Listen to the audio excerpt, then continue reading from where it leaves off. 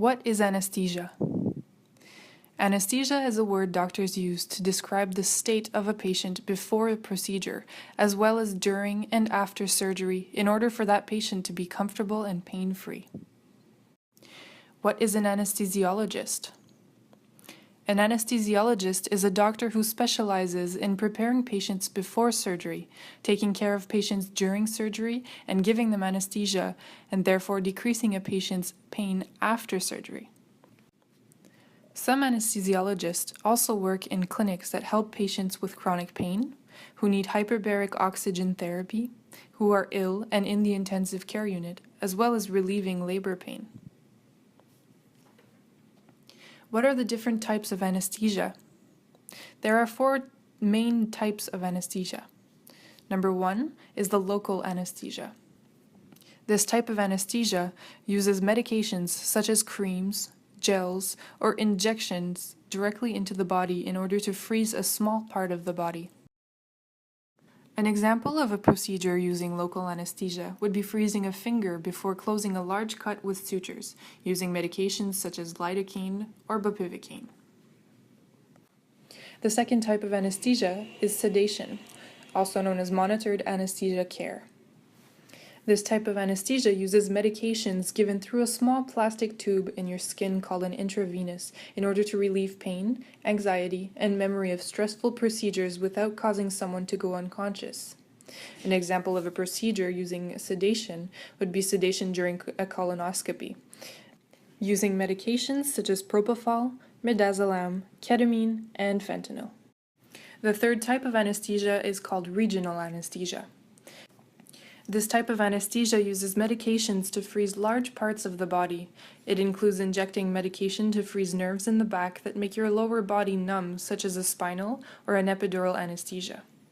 As well, it includes injecting medications into the abdomen, limbs, or neck in order to freeze groups of nerves in other parts of the body. This is called a peripheral nerve block. Examples of a procedure using regional anesthesia would be an epidural for pain during labor, using medications such as lidocaine, bupivacaine, and ropivacaine. The fourth type of anesthesia is general anesthesia. This type of anesthesia uses medications given through a small tube in your skin called an intravenous in order to put a patient into a deep sleep and make them unconscious. An example of a procedure would be the removal of the gallbladder, using medications such as propofol, midazolam, ketamine, and fentanyl. Which type of anesthesia will I receive for my surgery? The specific type of anesthesia will depend on your health, the type of surgery that you need, and your previous experiences with anesthesia. In some cases, different types of anesthesia are combined together. The decision as to which anesthesia you will receive will be made between you and your anesthesiologist before your surgery. What are the risks from different types of anesthesia? For the majority of patients, all forms of anesthesia are very safe. However, each type of anesthesia can have common side effects and specific risks. For local anesthesia, numbness and tingling in the frozen body area may be prolonged for several hours. Sometimes patient can develop temporary ringing in the ears and a faster heartbeat. For sedation, monitored anesthesia care, feeling tired, having difficulty remembering, and concentrating are short-term side effects that are common after sedation anesthesia. In rare cases, patients may develop temporary slow and shallow breathing during or shortly after getting sedation anesthesia. For regional anesthesia, spinal and epidural anesthesia. Common side effects from spinal or epidural type of regional anesthesia includes temporary numbness and tingling of the lower body. You may get itchy, feel sick to your stomach, so nausea, or throw up, vomiting. You can also get a headache. Temporary pain at the site of injection in your back can occur. However, spinal or epidural anesthesia is not known to cause chronic back pain. There is a risk of nerve damage with spinal and epidural anesthesia, but the risk is very rare. Spinal anesthesia has about a 99% rate of success, and epidural anesthesia has about a 90% rate of success. For peripheral nerve blocks. Nerve blocks can also cause temporary numbness and tingling after the surgery in the frozen area.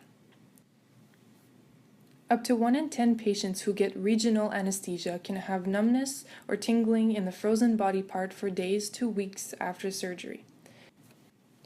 The chance of getting permanent nerve damage is very rare and happens in about 1 in 7,500 patients. General anesthesia. Here are the most common side effects of general anesthesia. Feeling sick to your stomach or throwing up after surgery.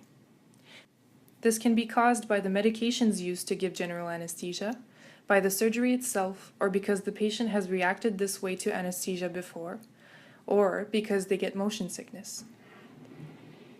To have a sore throat after surgery. This can be caused by a device that is in your throat while you are sleeping, which helps you breathe during surgery. Each time you have a general anesthetic, there is a small risk of damaging your teeth, especially if you have any caps or crowns or fake teeth. Please note that nausea and vomiting are common side effects of many strong pain medications. Will I be awake during surgery? This will depend on the type of anesthesia that you will receive. Most patients sleep through the surgery. It is possible to hear or remember things that happen in the operating room. But the anesthesiologist is there to keep you comfortable, and sedation may be adjusted. Will I wake up in the middle of surgery? It is very rare to wake up during general anesthesia. Your anesthesiologist is with you during the surgery, and they monitor you and adjust your medications to make sure you are not waking up before the end of the operation. How do I prepare myself for anesthesia? Many types of anesthesia relax your stomach muscles. In order to prevent food from coming back up into your mouth and down into your lungs, it is important to follow your doctor's instructions about when to stop eating or drinking before the surgery.